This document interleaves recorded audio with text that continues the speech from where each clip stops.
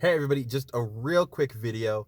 Rudy and I are gonna obviously do an episode tonight, but if you can get to Mass today on the Solemnity of the Sacred Heart, do it. If you need to go to confession like I do it. Because today is a day, decades of prayer, rosaries, fasting, supplications, offering at the Mass have finally resulted in God's triumph, God's will. Roe v. Wade has been overturned. That means it goes back to the states. It doesn't mean that abortion is just completely illegal in the country. If you live in places like Utah, you have automatic trigger laws on abortion, which means that abortion essentially is now banned completely in a state like Utah.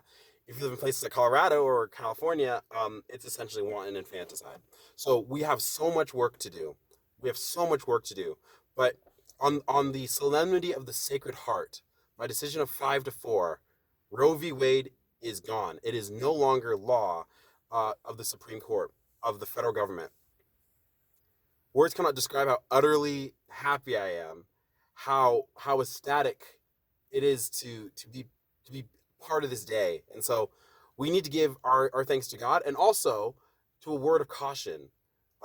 Because this weekend is going to be an extremely difficult weekend. There are already plenty of terrorist attacks on Catholic churches and plenty of terrorist attacks on Catholic pro-life centers, on pregnancy centers, and we have to remember that our Lord tells us that we have a right to defend ourselves, right? We have a right to our life and our livelihood and also our faith. But also, there's a weapon that Our Lady has given us that ultimately is the reason why we have this victory today, and it's the reason why we're going to have victory in the future. And it's this, of course. It's the rosary. The rosary is the most powerful weapon that Catholics have. It's greater than any firearm. It's greater than any bomb. It's greater than any nuclear warhead. It's greater than any sword. This is what's going to give us the victory. This is what's going to continue to give us a victory.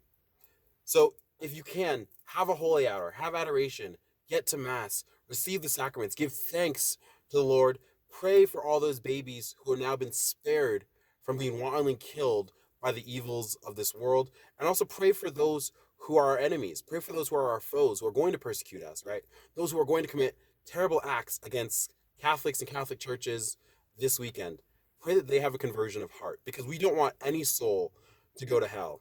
Um, and I'm laughing because I suppose I had a few unkind words to say in the direction of Ruth Bader Ginsburg this morning, but I'm better now. um, that's it. Just an absolutely beautiful day, and really remember that God has given us this victory. That it is God through Our Lady that will ultimately let the Rosary, be the triumph of the entirety of the world. So, just an absolute wonderful day. God bless you and may He keep you. Rudy and I will be talking about it a little later tonight. Adios.